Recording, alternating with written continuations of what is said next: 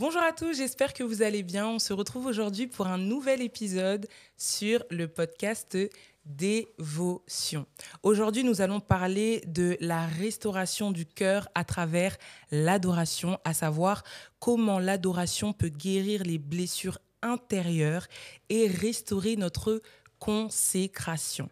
On reçoit pour vous aujourd'hui une passionnée du chant, une artiste qui utilise sa voix, qui a consacré sa voix, on va dire ça comme ça, qui a consacré sa voix au service du Seigneur. C'est tout de suite après ça. Alors, comme je le disais aujourd'hui, notre thème, ça va être la restauration à travers l'adoration. Et pour cet épisode, je ne serai pas seule. Je suis avec ma sœur, Gloria GGT. Comment tu vas, ma sœur? Je vais bien et toi? Oui, ça va super. Alors, comme j'ai pu le dire, aujourd'hui, on reçoit une chantre gospel qui utilise sa voix vraiment comme un instrument à part entière pour répandre l'amour de Dieu, répandre l'esprit de Dieu, mais surtout témoigner de ce que Dieu a fait dans sa vie. On accueille tout de suite Rosny Kaïba. Comment tu vas? Ça va très bien, ça va très très bien. Vous allez bien aussi? Oui, ça va très bien. Vraiment, merci beaucoup de nous permettre aujourd'hui d'entendre de ton témoignage, de ta restauration et de tous les événements à venir. Donc, merci de partager tout ça avec nous aujourd'hui. Merci de m'avoir invitée. C'est vous normal. rayonnez, les filles. Toi aussi, tu rayonnes, comme toujours. Merci, c'est gentil. Alors, on va rentrer dans le vif du sujet. Hein. Nous, aujourd'hui, on aimerait en savoir un peu plus sur qui tu es, ton parcours, ton ministère dans l'adoration. Puisque, il faut le dire, hein, aujourd'hui, tu as un réel ministère dans l'adoration à travers tes chants. Moi, notamment, c'est mon meilleur ami et amour inconditionnel. Oh là là. C'est vrai. C'est vraiment waouh. Si je dois pleurer, c'est les sons que je dois écouter. C'est vraiment les sons qui sondent mon cœur. Et vraiment, aujourd'hui, on aimerait en savoir plus sur toi. Ça a toujours été une question qui semble très, très, très facile. Mais après, la réponse est des fois très compliquée. Bon, je vais essayer de faire très simple. Je suis Rosny Kaïba, chantre, comme vous l'avez si bien dit, auteure, compositrice, adoratrice, servante de Dieu. J'ai commencé en tout cas depuis toute petite à la chorale, à l'église. Cette histoire, elle rentre bien, hein, presque tous les chantres, c'est la même chose. Mais c'est ça, au fait. La majorité des gens ont commencé là-bas à l'église. Et j'ai grandi comme ça.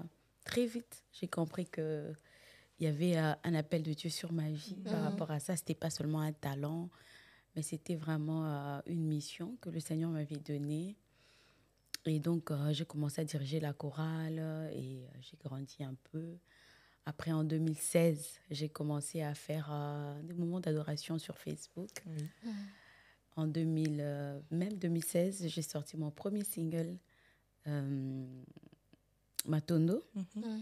En 2019, mon deuxième, Mon meilleur ami, que vous aimez. J'aime trop cette musique. Le son international. Oui, vraiment, mais vraiment.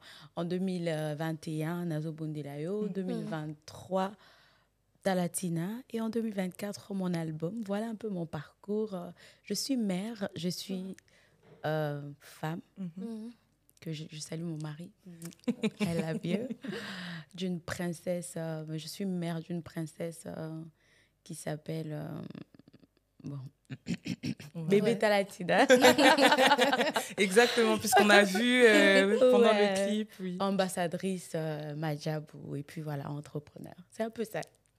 Vous êtes une femme accomplie, quoi.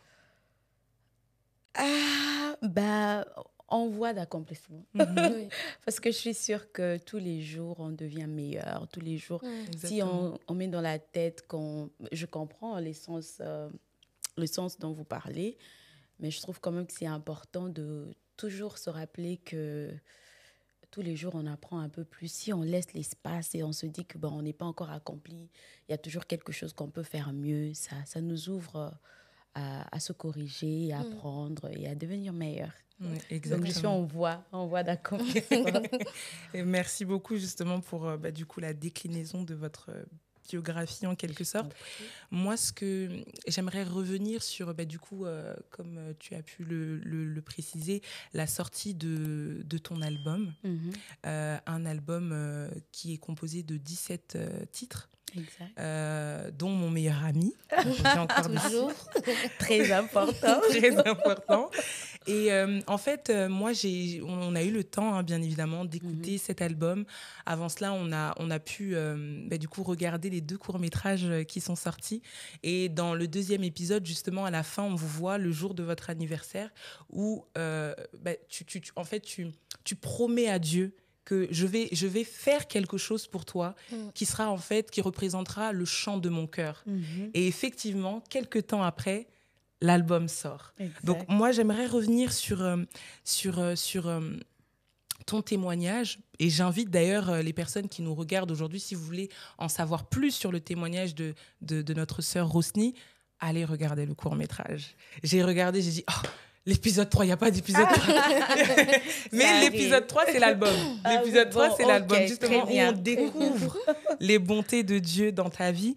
Moi, j'aimerais savoir, suite à l'écoute de cet album, aujourd'hui, moi, ma question, c'est comment est-ce que tu as découvert l'importance de l'adoration dans ta vie, malgré tout ce que tu as traversé, puisque justement, dans ces courts-métrages, après, bon, je me permets, il y a eu le moment où tu perds un membre de ta famille, il y a eu le moment où on comprend que tu as eu à faire plusieurs fausses couches, et toujours, en fait, malgré ça, tu t'accroches à Dieu. Alors qu'il y a beaucoup de gens dans notre génération, voilà, on a une tristesse, 2 tristesses, une souffrance, 2 souffrances, on abandonne Dieu. Mais toi, tu as vraiment découvert l'importance de l'adoration, même dans les moments difficiles. Et je sais que ça peut édifier quelqu'un, puisqu'aujourd'hui, le thème, c'est la restauration à travers l'adoration. Donc, du coup, j'aimerais comprendre comment tu as découvert l'importance de l'adoration dans ta vie. Très bien. Au fait, vous voyez, même dans la Bible, lorsqu'on parle de l'adoration pour la première fois, on voit Abraham qui reçoit l'accomplissement de la promesse. C'est qu'il attendait depuis des années, Il reçoit. Mais là, le Seigneur lui demande d'aller donner ce qu'il avait reçu de plus précieux, ce qu'il a attendu depuis longtemps. Et regardez, c'est là qu'on en parle. L'adoration. Restez ici. Nous allons adorer. L'adoration n'a jamais été, au fait, basée sur nous. L'adoration n'a jamais été quelque chose qu'on donne à Dieu parce que on est en train de voir les étoiles, parce que la vie est rose. L'adoration, non. L'adoration, ça a toujours été à propos de donner ce qu'on a de plus cher. Amen. Et moi, je peux même dire de se donner. Il n'y a pas meilleure opportunité pour donner, pour offrir à Dieu une meilleure adoration, si ce n'est pas lorsqu'on passe par des moments difficiles. Amen. Parce que c'est là qu'on se rend vraiment compte que c'est là que tu te dis, tu dis à Dieu, c'est pas moi. Tu as toutes les raisons de te dire que Dieu n'est plus Dieu, ou encore Dieu, je ne sais pas comment on définit Dieu dans les moments de tristesse, mais là, pendant ce moment-là, tu choisis. Tu te rappelles que ça n'a jamais été par rapport à toi. Tu ne t'es jamais créé. La vie que tu vis, tu ne t'es jamais donné. Tout ce que tu as, ce n'est pas toi, c'est Dieu. Et donc, là, tu rentres vers Dieu et tu lui donnes ce que tu as de plus précieux. Amen. Alors, moi, je peux dire, c'est ça même le sens de l'adoration. C'est la raison pour laquelle ça nous change. C'est la raison pour laquelle ça nous transforme. C'est la raison pour laquelle... Parce que ça part au plus profond de nous et ça enlève le côté où... je ne sais même pas comment bien l'expliquer. Le côté où on fait des choses pour nous ou parce que tout est bon. On vient dans le sens où tout est à Dieu, tout est pour Dieu. même moi, là, je suis à Dieu. Et donc, lorsque tu comprends ça, tu vas te rendre compte qu'il n'y a pas meilleur moment d'adorer Dieu que lorsque tu passes par des moments difficiles. C'est très facile de dire à Dieu, Seigneur, tu es Dieu. Lorsque tu es en train de te marier, lorsque tu es en train de recevoir ton enfant, lorsque tu es en train de vivre des belles choses. Mais quand les choses deviennent difficiles, il n'y a que des gens qui sont comme des Job, qui peuvent continuer à appeler Dieu Dieu. Et c'est ça les vrais adorateurs que le Seigneur cherche. Donc l'adoration, elle nous change, elle nous impacte, elle remet Dieu à sa place. Peu importe la place de l'homme, peu importe la situation de l'homme, peu importe les difficultés que rencontre l'homme. Donc il n'y a pas raison au fait de ne pas adorer Dieu parce qu'on vit des choses difficiles, parce qu'on a perdu un proche, parce qu'on a perdu un parent, parce qu'on a perdu des enfants, parce que Dieu reste Dieu. Donc c'est vraiment en fait l'identité même de Dieu que tu as découvert et qui t'a emmené dans cette vie d'adoration en fait. Au final, il n'y a pas eu d'élément déclencheur. C'est Dieu lui-même en fait. C'est Dieu. En fait, il faut que il y a des choses, il faut que tu vives. Je vais donner mon exemple. Très jeune, je commençais à chanter à l'église. En tout cas, 5 ans, j'étais déjà en train de chanter. Mais moi, j'ai eu une rencontre personnelle avec le Seigneur à l'âge de 8 ans. J'ai eu une expérience personnelle avec le Seigneur. Bon, moi, personnellement, je le demande encore à Dieu. Je n'ai pas encore vu Jésus. Il y a des gens à qui Jésus est venu vraiment, vers qui Jésus est venu dans la chambre. Il est apparu. En tout cas, oui. En tout cas, je n'ai pas encore expérimenté ça. J'aimerais bien, Seigneur. Mais moi, c'était différent. C'était pendant un moment de prière, Dieu m'a parlé. Je ne sais pas comment expliquer. Mais en tout cas, quand Dieu te parle, tu sais que c'est Dieu qui te parle. Et depuis ce jour-là, tout a changé. Même mon chant n'était plus... Je parle de 8 ans. C'était plus qu'un chant. C'était... Et si je peux vraiment dire quelque chose qui a déclenché, ou encore si je peux me souvenir, ça pourrait être ce jour-là. Ça pourrait être ce jour-là. Parce que j'étais enseignée, on nous enseignait par rapport à l'adoration. Mais cette rencontre-là avec le Saint-Esprit, ça a tout basculé. Moi, j'aimerais revenir un peu sur le son Mon meilleur ami, parce que vraiment, c'est le son vraiment, pour moi personnellement, c'est un son vraiment qui m'a vraiment touchée. J'ai passé des moments difficiles et ce son-là était vraiment un réconfort pour moi. Et ce qui est important aussi dans l'adoration, il faut le dire, c'est que c'est le pouvoir des mots utilisés dans l'adoration. C'est-à-dire que parfois, tu traverses une situation et en fait, les mots qui sont vraiment employés par le chanteur ou la chanteuse reflètent exactement ce que tu es en train de vivre. Et je pense que c'est pour ça aussi que l'adoration vraiment touche vraiment l'âme au plus profond de nous. Moi, j'aimerais vraiment vous demander aujourd'hui, est-ce que vous avez eu une situation vraiment personnelle où vraiment l'adoration a servi vraiment comme... en fait, l'adoration vous a guéri à ce moment-là. Si vous avez eu des blessures ou quoi que ce soit, est-ce qu'à un moment donné, vous vous êtes dit que quand j'ai commencé à adorer le Seigneur, ben, en fait, à ce moment-là, j'ai vraiment trouvé ma restauration et j'ai vraiment trouvé une guérison. En tout cas, j'ai eu plusieurs expériences pareilles dans la présence de Dieu. Vous savez, ce qui fait en sorte que les paroles que quelqu'un chante touchent une autre personne, c'est lorsque ces paroles-là, en tout cas dans la plupart de cas, moi personnellement, je dirais dans mon cas, vous allez comprendre qu'avec mon meilleur ami, j'ai utilisé des paroles très, très simples. Hier, j'étais en train de dire à quelqu'un, très souvent quand on parle à Dieu, beaucoup de gens pensent qu'il faut utiliser des mots qui sont compliqués. Des fois, on prie même avec des mots qu'on ne comprend pas. Tu as juste entendu ton pasteur un jour, il a dit quelque chose. Et toi, tu reprends la même chose. Et pourtant, la force de notre adoration, c'est dans notre sincérité. Et donc, tu ne peux pas être sincère avec des mots que tu ne comprends pas. Amen. Ou encore avec des mots qui n'ont pas de vie en toi. Donc, tu n'as pas vécu ça.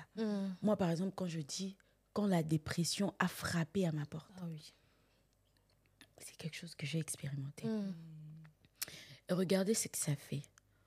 quand je sors ces paroles, il y a des milliers de gens qui sont passés ou encore qui passaient par là. Ils se sont dit, oh, donc c'est vrai. Je n'ai pas besoin d'avoir honte quand je suis en train de passer par la dépression. Je peux aller vers Dieu parce que, vous savez, très souvent, le diable, c'est qu'il fait. Lorsque tu es brisé, lorsque tu te sens brisé, des fois, tu sais que tu as besoin de Dieu, mais tu n'as même pas la force d'aller parler à Dieu. C'est vrai. Alors, il est en train même de te faire croire, ou tu sens que je dois aller m'agenouiller. Tu n'as pas la force de te mettre à genoux. Mais tu oublies que là où tu es là, seulement allongé sur ton lit, tu peux déjà commencer à parler. C'est vrai. Moi, des fois, j'écrivais même des lettres à Dieu. J'écrivais parce que j'avais pas... court-métrage, d'ailleurs. Ouais, j'avais pas la force de lui parler. J'avais pas... J'étais fatiguée. Et donc, j'écrivais. Ou encore, des fois, je mets des écouteurs. Je suis au supermarché. Je suis en train de parler comme si je parlais à quelqu'un. Mais c'est à Dieu que je parle. Papa, est-ce que tu m'entends? Je suis fatiguée. J'ai mal. Et donc, l'adoration commence à délivrer quelqu'un lorsque il y a cette sincérité-là dans l'âme. Lorsque quelqu'un se donne complètement à Dieu. Tu dis... par tes actions, bien sûr, parce que c'est une chose de dire par les mots, mais c'en est une autre de vivre, c'est qu'on dit. Bien sûr. Je suis en train de passer par des moments difficiles, je me sens faible, mais tu restes mon Dieu. Tu es mon Dieu, je n'ai que toi, je n'ai personne d'autre, je n'ai que Dieu. Ça, ce sont des paroles simples, mais lorsque ce sont des paroles qui viennent, qui sortent avec sincérité, Dieu entend. Et ce sont des déclarations simples comme ça qui apportent la paix dans la vie de quelqu'un. Qui apporte les changements, qui apporte... Tu vas commencer à voir que la distance qui se crée entre toi et Dieu commence à disparaître. Tu vois? Tout commence par la sincérité du cœur. C'est ça qui crée le vrai changement. C'est ça qui déclenche le miracle. La sincérité du cœur de l'homme. Tu sais que nous, on pense que des fois... l'adoration suffit qu'à dire à Dieu, c'est qu'il est, il est. Est-ce que tu sais que même aller avec son problème vers Dieu, c'est aussi une adoration? Parce que tu reconnais au fait que c'est Dieu qui peut faire ce que tu cherches. C'est lui. Tu reconnais au fait la grandeur de Dieu. Tu reconnais que cette maladie, il n'y a que Dieu qui peut guérir ça. Amen. Amen, amen. Tu reconnais que ce problème, il n'y a que Dieu qui peut donner la solution à ce problème. Alors tu viens à Dieu et tu lui dis, je ne peux pas aller vers quelqu'un d'autre, je n'ai que toi. Amen, amen, ça aussi, c'est une adoration. Amen, amen, amen, amen. Et moi, j'aime beaucoup parce que tu as parlé de paix. Lorsqu'on adore Dieu, lorsqu'on vient avec sincérité, en fait, on reçoit toujours quelque chose de la part de Dieu. Tu as parlé aussi du fait d'être proche de Dieu. Aujourd'hui, moi, j'aimerais que tu puisses nous donner les avantages. Quels sont les avantages d'adorer Dieu dans une vie? À part, on sait bien de dire que oui, ok, tu es restauré, mais tu nous as parlé de la paix, tu nous as parlé de quelque part l'amélioration de notre relation avec Dieu, mais est-ce qu'il y a d'autres bons fruits qu'apporte l'adoration dans une vie? Oh, il y a tellement de fruits qu'apporte l'adoration dans la vie de quelqu'un. Déjà, oh my God, quelqu'un qui adore Dieu, quelqu'un qui constamment adore Dieu, parce que j'aimerais qu'on puisse nuancer. Vous voyez, il y a l'adoration où on parle dans le chant, mais en fait, l'adoration, la plus grande adoration qu'on puisse offrir à Dieu, au-delà de nos chants, au-delà de tout ce qu'on peut faire, c'est de nous offrir nous-mêmes complètement à Dieu. C'est de vivre pour Dieu, c'est de s'abandonner à Dieu, c'est de vivre que pour lui. C'est comme ça que, même quand j'ai parlé d'Abraham, qu'il pouvait aller donner ce que Dieu lui avait donné de précieux, parce qu'il savait que celui qui m'a donné, il est capable de me donner encore. Amen, amen, amen, amen. C'est lui qui m'a donné. Au fait, des fois, on est limité. Il y a des choses, par exemple, l'adoration que Dieu demande à quelqu'un qui me regarde aujourd'hui. Peut-être que cette adoration, c'est d'abandonner ces messieurs-là avec qui tu es. Aïe. Parce que... Aïe. Mais oui, parce que tu le sens. Moi, il y a un secret qu'on m'a donné. Un homme de Dieu m'a dit, à chaque fois que tu entres dans une relation qui ne va pas aboutir, tu le sais. C'est vrai. Ça, c'est vrai. En tout cas, quand tu es enfant de Dieu, tu as l'esprit de Dieu, tu le sens dans ton cœur. Mais très souvent, on est têtu. On commence à... On trouve des excuses. Tu vois? Alors, ton adoration peut être différente de mon adoration. Peut-être qu'à toi, l'adoration véritable que Dieu veut, c'est, je ne sais pas, c'est de commencer cette œuvre-là que le Seigneur te demande de commencer depuis longtemps, que tu es en train de négliger parce que tu penses que je ne peux pas le faire, je n'ai pas assez de force. Tu vois? Ça, c'est une manière pour toi de te dire, bon, je n'ai pas de force, je fais ce que Dieu me demande, j'obéis à Dieu, je m'abandonne à Dieu. C'est aussi une sorte d'adoration. Et donc, en retour, ce que tu reçois de ça, la première des choses que tu reçois, c'est d'abord la paix. Ouais. Tu vois, cette paix-là qui règne, même quand les choses ne sont pas bien. C'est vrai. Cette paix-là de Dieu qui s'installe dans ta vie. En fait, les gens te regardent mais ils disent, mais elle n'a pas de raison de sourire, elle n'a pas de raison de continuer à vivre. Parce que tout ce qu'elle vit, ça n'a rien à voir. Mais un adorateur a la paix de Dieu. Amen. Parce que c'est quelqu'un qui connaît la place de Dieu. C'est quelqu'un qui sait constamment que Dieu est toujours assis sur son trône. Et aussi longtemps qu'il est assis sur le trône, moi, je ne peux pas craindre quoi que ce soit. Amen, amen. Même si ça tarde, Dieu va accomplir. Amen. C'est ça le cœur d'un adorateur. C'est ce que un adorateur reçoit. Wow. Et ça, c'est la plus grande chose que, bon, selon moi personnellement, parce que des fois, on minimise la paix. Hein. Mais la paix... La paix du cœur. Ouais, elle est importante. Hein. Très. La paix, c'est quelque chose qu'on ne peut pas acheter. Ouais. Il y a des gens qui ont de l'argent, ils ont tout. Mais il manque la paix. Et cette paix-là, c'est seulement Dieu qui peut le donner. Amen, amen. C'est parce que c'est lui qui est le prince de paix. C'est lui. Les adorateurs, quand quelqu'un adore le Seigneur en esprit et en vérité, quelqu'un qui s'abandonne à Dieu, en tout cas, Dieu ne nous a jamais promis qu'on ne va pas rencontrer des difficultés. Ah, ça. Oui, c'est ça. Mais ce qui est sûr, on est sûr de la constante présence de Dieu dans nos vies. Amen. Et ça, c'est l'un des avantages des adorateurs. Amen. Les adorateurs vivent dans la présence de Dieu. Amen, amen, amen, amen. Dieu est là, tu le sens, tu le sais. Et même, des fois, ce n'est pas des choses qui sont... vous voyez, il y a des gens qui se disent, ah, ces derniers temps, je sens comme si Dieu n'est pas... Non, il n'y a pas de je sens comme si Dieu n'est... Même quand je sens, même quand je ne sens pas, je sais. Amen. Que L'assurance. Je sais que tu es là. Amen.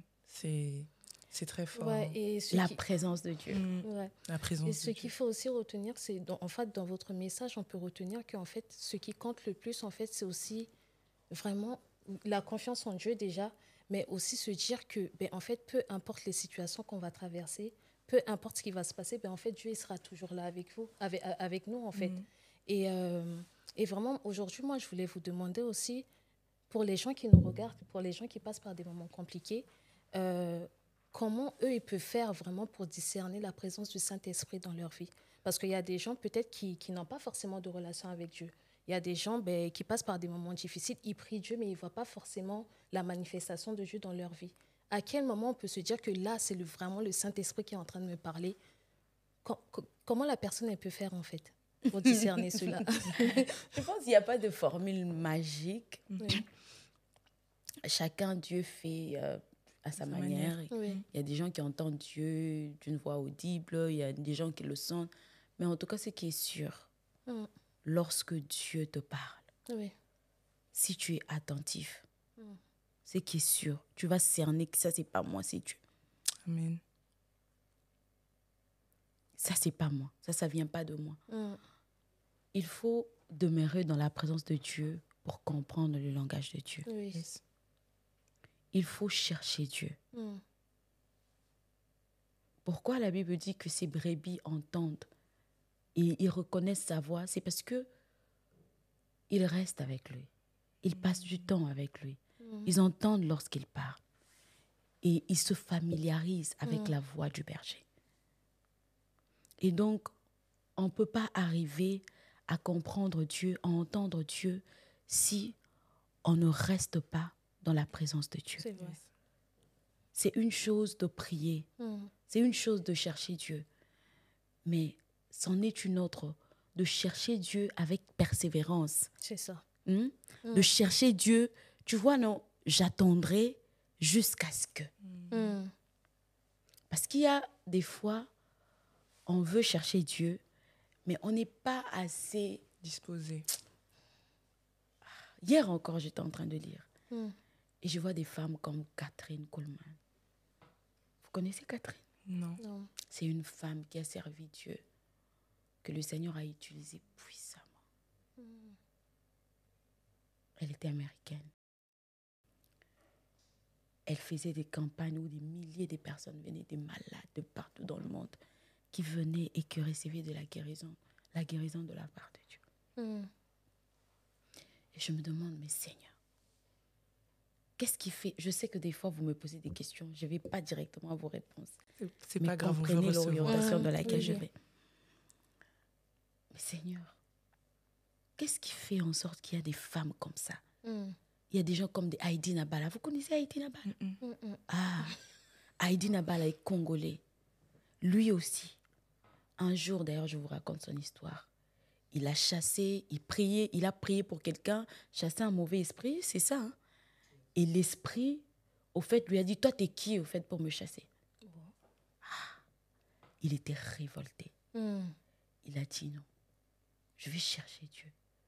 Comment est-ce que moi, je connais Dieu et qu'un démon peut me dire ça? Ça veut dire qu'il y a quelque chose qui ne va pas. C'est vrai. Il est parti chercher Dieu. Il est resté des jours et des jours en jeûne et en prière. Jusqu'à ce que le Seigneur a fait descendre une onction particulière sur lui. Et jusqu'aujourd'hui, les gens parlent de lui. Des malades guérissés dans des campagnes. On l'a invité même en Amérique, il ne savait même pas parler anglais. Il prêchait en swahili.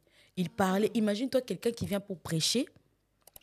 Il vient, il se tient là et il dit, le podium, il voit que le podium est un peu très loin de la foule. Il veut qu'il se rapproche un peu de la foule. Et oui, c'est que vous imaginez là, c'est ça en fait. Imaginez cet homme, il parle et le podium se rapproche des gens. Est-ce que vous vous rendez compte? Voilà, tu vois, non? Des gens comme nous. C'est vrai.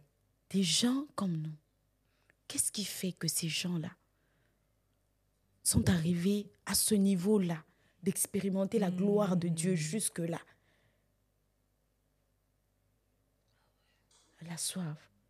Quand on cherche, quand on vient dans la présence de Dieu, je veux que le Saint-Esprit me parle. Je veux. Est-ce qu'on y reste réellement jusqu'à ce que... C'est vrai. Alors moi, je dirais à quelqu'un, reste. Oui. Plus tu restes, plus tu sauras lorsqu'il te parle. C'est comme quand tu commences une relation avec quelqu'un.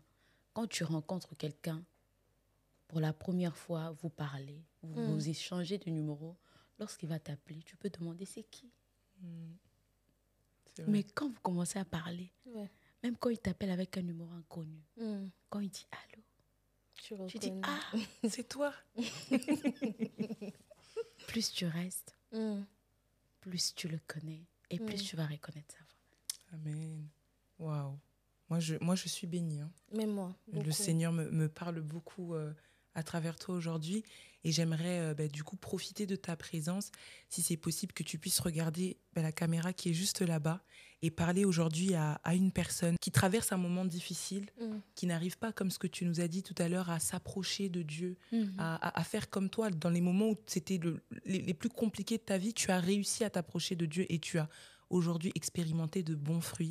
Est-ce que tu peux regarder cette personne et lui donner un mot d'encouragement et surtout l'encourager à demeurer dans l'adoration? Tu sais, tu n'es pas fou. Tu n'es pas folle. Ça arrive à tout le monde. Même aux grands pasteurs, des gens qui sont respectés dans le monde. Ça arrive à tout le monde. Des fois, de se sentir un peu éloigné. Tu n'es pas moindre. Ça, c'est la première des choses que j'aimerais que tu saches. Que même là, qu'on dit que des choses que j'ai expérimentées, ça m'arrive aussi, même jusqu'aujourd'hui, de passer par des zones des turbulences et ça devient un peu difficile. Ça arrive à tout le monde. Mais écoute ce que j'aimerais que tu retiennes. Dieu est là. Amen. Il n'a jamais été loin de toi. Ça, ce sont des mensonges que le diable veut te faire croire. Que des fois, il part loin. Il est toujours là. Quand tu n'arrives pas à lui parler à genoux, parle-lui assis. Yes. Quand tu n'arrives pas à lui parler assis, je ne sais pas la position que tu vas prendre. Tu es debout. Excuse-moi de dire, tu es dans les toilettes. Tu es au travail. Tu es dans la cuisine. Commence à parler. Yes. Tu n'as pas besoin de faire... Tu n'as même pas besoin de prendre ta Bible pour commencer à parler à Dieu.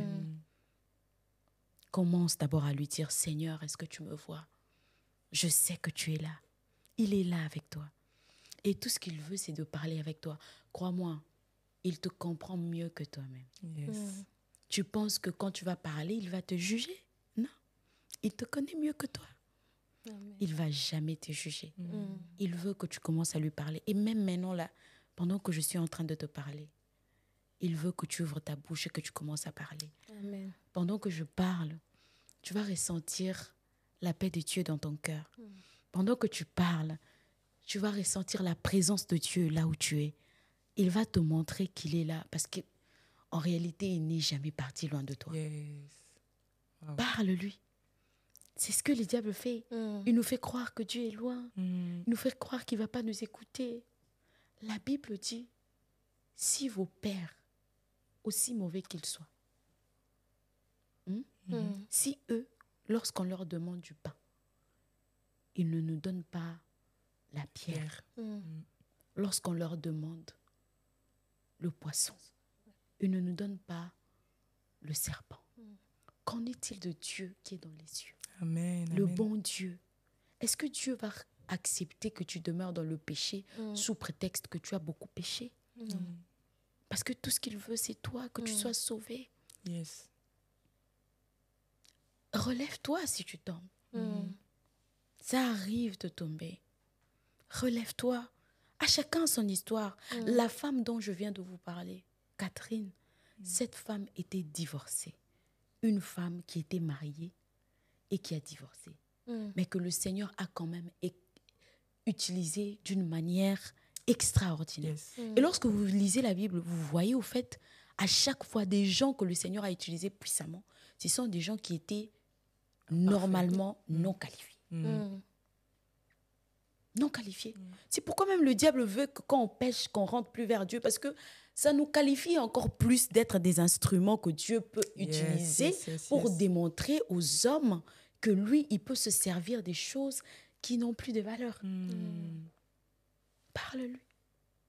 En plus de chanter, il faut que tu commences à prêcher, hein, parce que je suis trop touchée là. Du coup, parce que là, je pense qu'on va bientôt finir.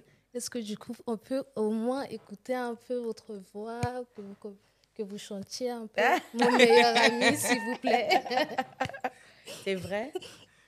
Parce que là, ouais, faut profiter de l'occasion. Mais on m'avait dit que toi, tu chantais très bien et que tu pouvais bien le faire pour nous aujourd'hui. Aujourd'hui, on veut recevoir de toi. De vous. Bon, je vais le faire. Seigneur, aide-moi. Parce que ma voix est cassée.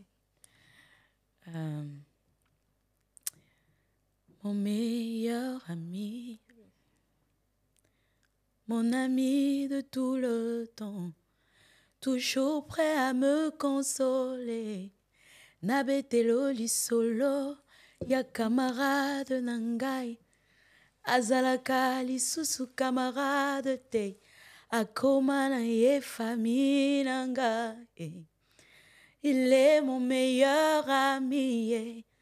Son nom c'est Jésus. Son nom c'est Jésus. Mon meilleur ami. Wow. Mon cœur. Je vous laisse d'abord. Venez le 4, on va chanter ensemble. Exactement, une bonne transition justement pour parler du 4. Avant de parler du 4, moi j'aimerais aujourd'hui, si tu as des recommandations musicales à nous donner dans ton album pour être restauré, bien évidemment on sait que tout l'album, on va être vraiment restauré à 100%, mais si tu avais 1 ou 2 titres à nous donner vraiment à recevoir pour être complètement restauré, ce serait quelle chanson? En tout cas, toutes les chansons sont des chansons pour être restaurées. Amen. Mais après, ça dépend de ce que...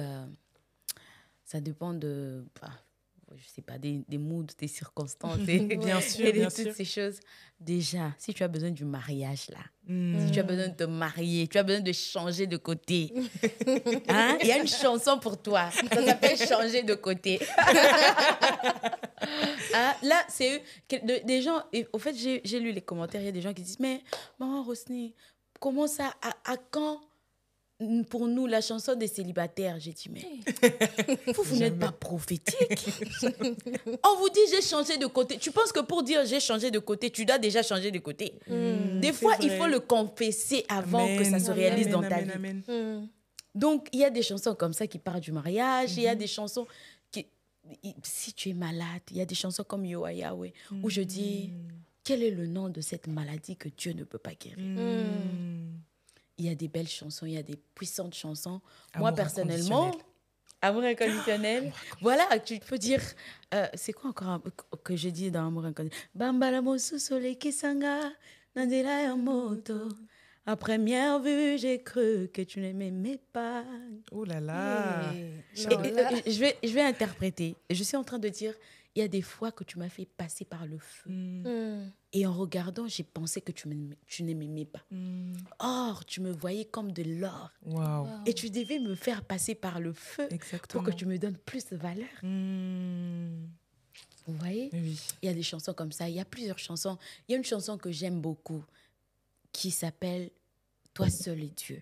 J'aimerais que tu écoutes cette chanson ce soir. C'est en français. Donc, comme on est en France, je vais vous recommander cette chanson.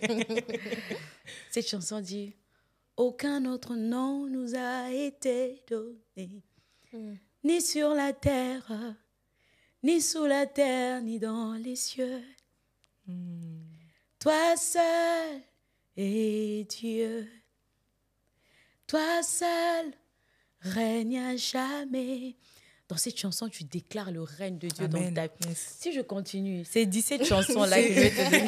Et justement, pour pouvoir écouter toutes les chansons, on vous recommande d'aller sur du coup, votre chaîne YouTube, mais surtout de venir au concert le 4 juillet 2025. Exact. La billetterie est déjà ouverte, donc vous pouvez déjà vous procurer votre billet.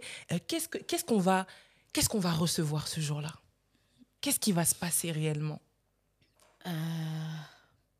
Je ne sais pas exactement vous dire ce qui va se passer parce que Dieu seul, il le sait. Et bon, peut-être j'ai une idée par rapport à, par rapport à ce qu'il peut me dire. Mais je sais que ça sera de moments glorieux. Moi, je suis personnellement... Je ne sais pas quel mot utiliser. Saint-Esprit, aide-moi. Je ne sais pas si je dois dire je suis fatiguée ou je suis tellement insatisfaite. Je crois qu'il y a tellement de choses qu'on peut recevoir dans la présence de Dieu. Amen. Que c'est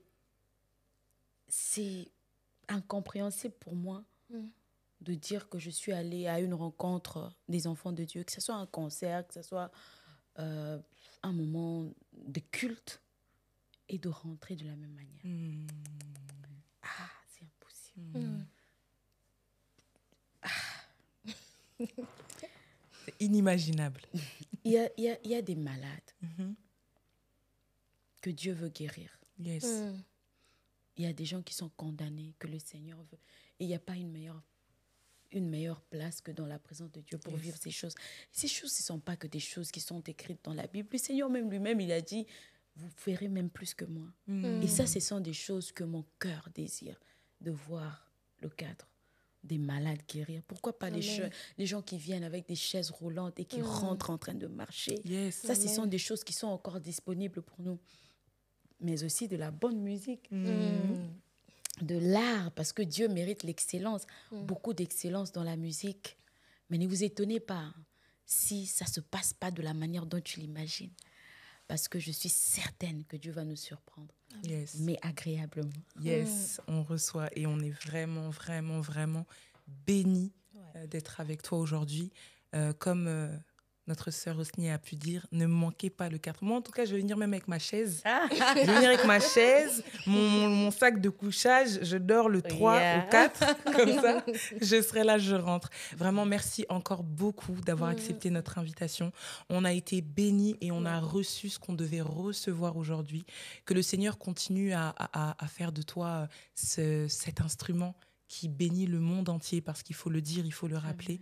Et rendez-vous le 4 juillet. Hein. Rendez-vous le 4. Merci pour l'invitation. C'est normal, c'est normal. On peut tout oublier de ce que j'ai dit ou de ce qu'on s'est dit. Mais j'aimerais qu'on retienne quelque chose.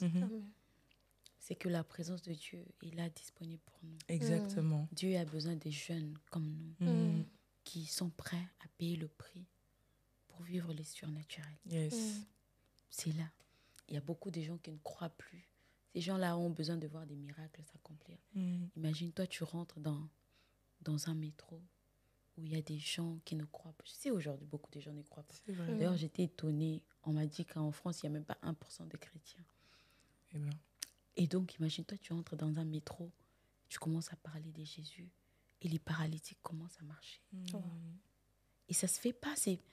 Très souvent, ce n'est pas parce que Dieu ne veut pas le faire, mais c'est parce que les disponibles, on n'est pas très disponible pour Dieu. On n'est pas vraiment prêt à payer le prix. Alors, si on peut tout oublier, n'oublions pas que la présence de Dieu est disponible pour nous. Dieu a juste besoin des gens qui sont prêts à payer le prix. Yes. Waouh. Merci beaucoup en tout cas. J'espère que vous avez été bénis parce que nous, on l'a été. Merci encore à notre sœur Rosny. Merci à notre sœur Gloria d'avoir été là. Merci à vous d'avoir suivi cet épisode jusqu'à la fin. Et on se dit à très bientôt pour une nouvelle restauration. Bye bye.